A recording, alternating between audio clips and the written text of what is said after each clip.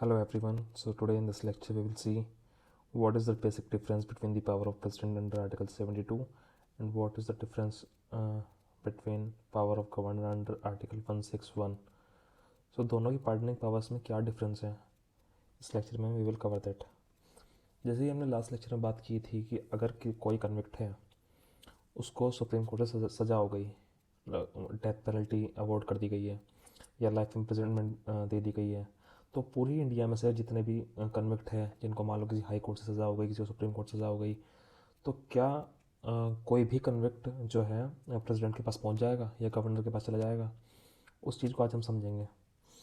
सो अगर किसी को फॉर एग्ज़ाम्पल सज़ा हुई तो जिस किस लॉ के तहत सज़ा हुई है उस पर डिपेंड करेगा पिटिशन ले कहाँ जाएगा।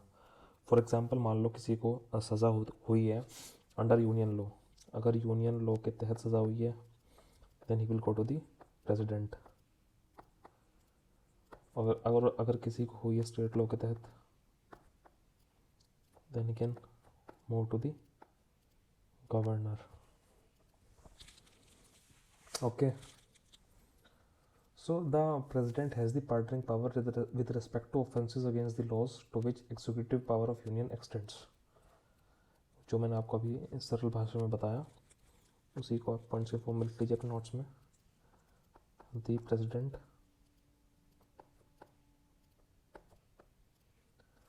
Has pardoning power with respect to offences against the laws to which executive power of union extends। power of union extends। for example, अगर कोई if any person is charged under laws made by union or in bracket you can write parliament, तो वो directly he can move to the president. Okay, example के तौर पर अगर मैं बताऊँ, अगर कोई UAPA एक्ट के अंडर चार्ज हुआ है 1967 या नेशनल इन्वेस्टिगेशन एजेंसी एक्ट 2008 और prevention of money laundering act 2002 NDPS that is Narcotics Drugs Psychotropic Substance Act NDPS 1985 and so on। so अगर कोई भी जो है person they are charged under the laws made by the parliament then these pardoning powers or the lies with the president and वो person जो है he can gives the petition to the president। तो ये clear है एकदम कि अगर parliament के बनाए हुए किसी भी कानून के तहत अगर कोई पर्सन पर चार्जेस फ्रेम किए जाते हैं या कन्विक्ट घोषित किया जाता है और उसको जो है उसको पनिशमेंट मिलती है, उस केस में वो कन्विक्ट जो है he can move to the president, he will not move to the governor. यहाँ पे हम देख लेते हैं in the case of governor. In the case of governor available for offences against the laws to which executive power of state extends। okay, right, the governor has pardoning powers available for offences against the laws to which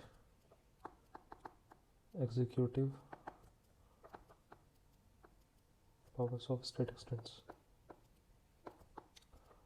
अगर कोई person जो है he is convicted under the state law so he can directly take his petition to the governor. वो president के पास नहीं जा सकता है। ठीक है, किस केस में जाएगा वो हम आगे डिस्कस करेंगे कि इम्पोर्टेंट जो केस है कंडीशन है जिसमें अगर कोई बंदा स्टेट लॉ के अंडर भी चार्ज होता है he can move to the president, वो अलग केस है, एक्सेप्शन है, उसको मैं डिस्कस करूँगा। लेकिन अगर जो है कोई भी बंदा जो है इस charge under the laws made by the state then he can move to the governor for the petition. Example जैसे कि यूपी गैंगस्टर एक्ट हुआ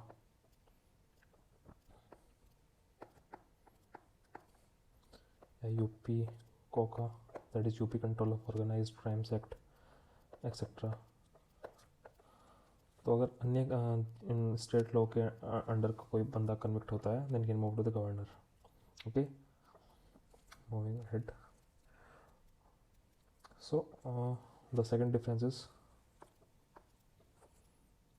only the president has pardoning power with respect to court martial. Only the president has pardoning powers with respect to court martial. This is an important point.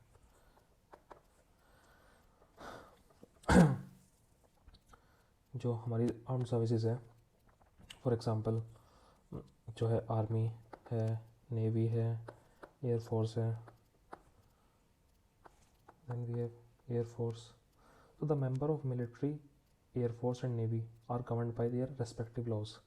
तो जो भी हमारे soldiers हैं, officers हैं, they are govern by the respective laws. जैसे army के लिए भी है army act 1950, army act 1950, navy act, air force act 1950. So they are governed by these acts. और अगर वो अपनी ऑफिशियल कैपेसिटी में कुछ भी जो है गलत करते हैं then they are charged according to these laws, and जो है उनको सज़ा होती है कोर्ट मार्शल से। लेकिन अगर वो मान लो वो he is not on duty और वो यहाँ पे कोई क्राइम कर दे, किसी का मर्डर कर दे, then he will be charge as a normal person, या नॉर्मल उनके ऊपर केसेस चलेंगे। लेकिन अगर वो ऑफिशियल कैपेसिटी में, अपनी प्रोफेशनल कैपेसिटी में कोई भी ऐसा काम करते हैं जो गलत है, then he will be tried by the court martial. So only the president has the pardoning power with respect to court martial.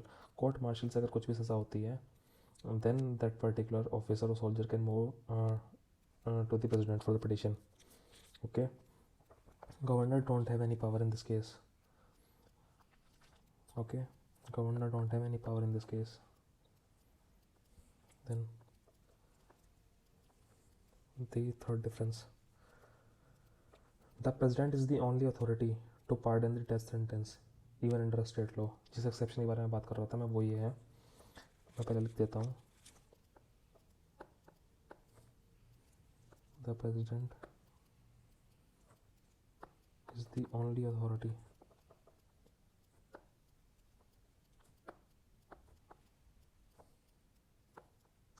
to pardon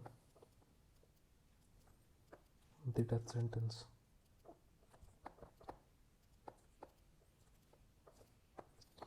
even under state law.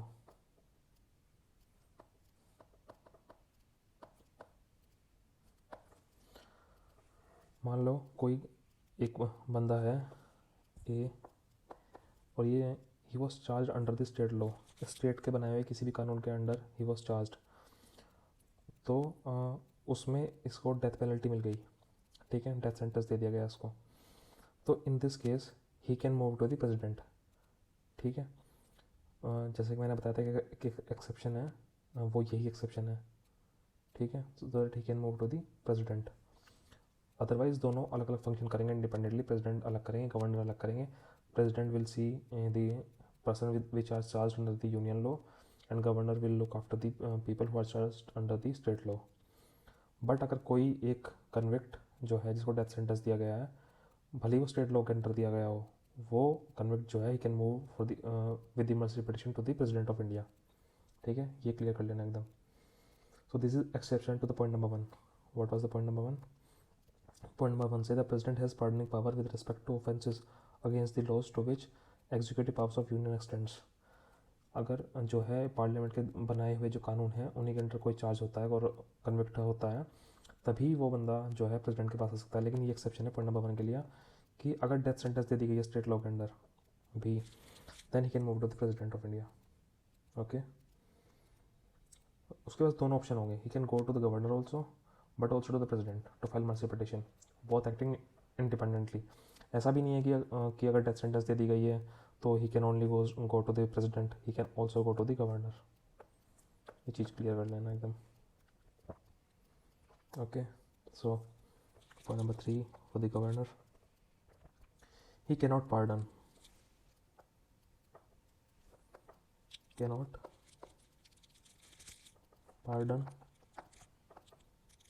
but can exercise other pardoning powers.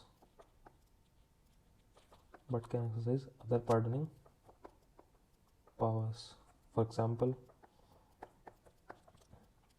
reprieve, respite, commutation, etc. President को ये power है. The president is the only authority to pardon. Pardon means to set free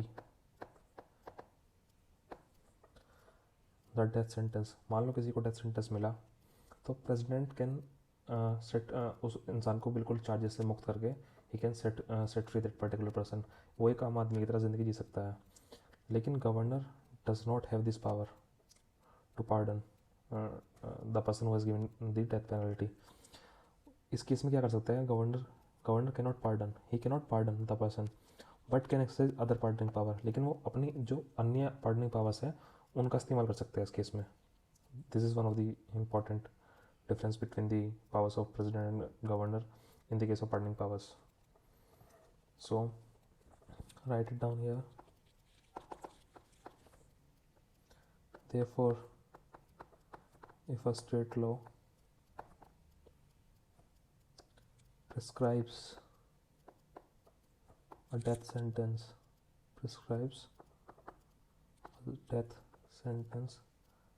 then the president gets concurrent pardoning powers.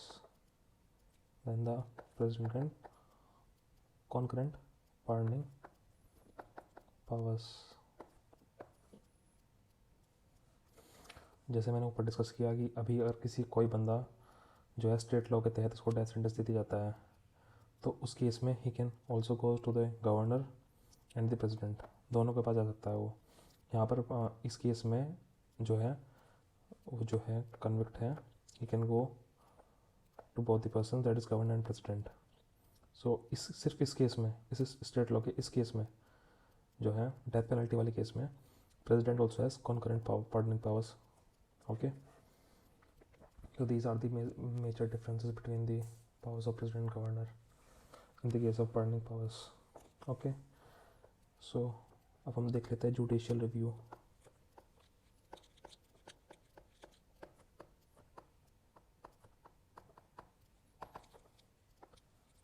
So can judicial review can be applied to the pardoning power of the president governor.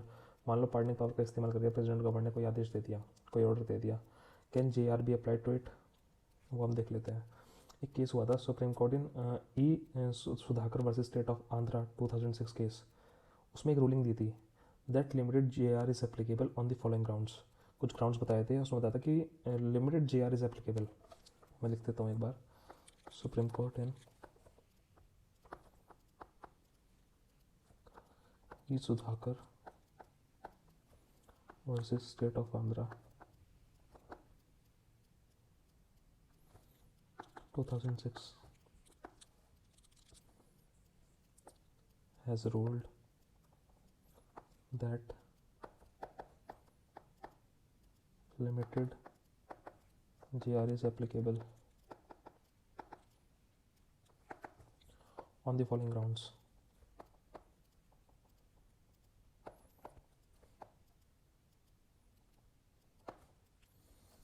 क्या है वो grounds?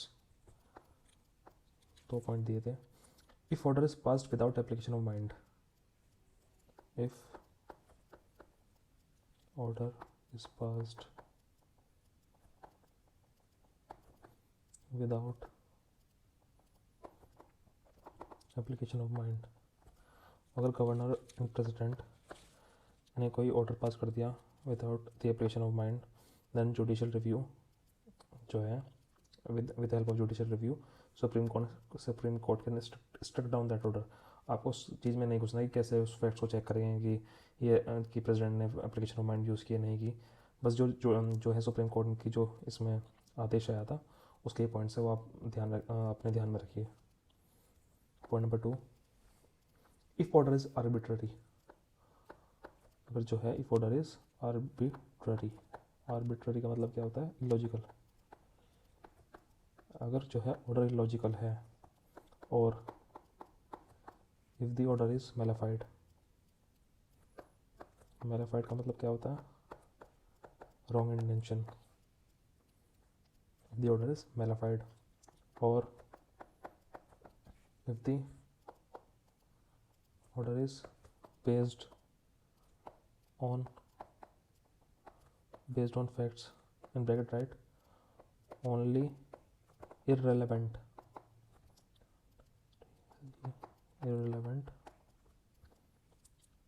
or extraneous means unrelated to the case। मान लो कोई मनमाना order निकाल दिया, ठीक है, जो इलॉजिकल है एकदम प्रेसिडेंट ने, उस केस में, ये case number 1। Case number 2, order is malafide, that is there is a wrong intention in that. या फिर कोई ऑर्डर जो है पास कर दिया that is based on the facts which are completely irrelevant और which are completely unrelated to the case. In that case also Supreme Court can struck down the order which has been given by the president using his pardoning powers। उसको struck down करके, मान लो कोई बंदा ये है, वो जाता है प्रेसिडेंट के पास मर्जी पिटिशन लेके, और डेथ सेंटेंस को जो है कन्वर्ट कर देते हैं प्रेसिडेंट, डेथ सेंटेंस को कन्वर्ट कर दिया 10 years ऑफ इम्प्रिजनमेंट, ठीक है।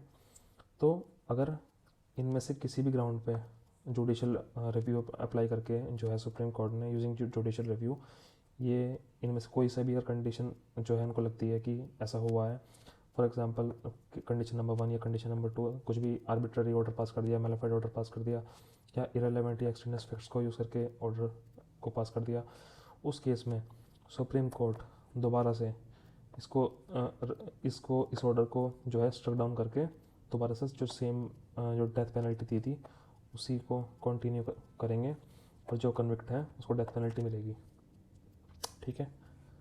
So that's all.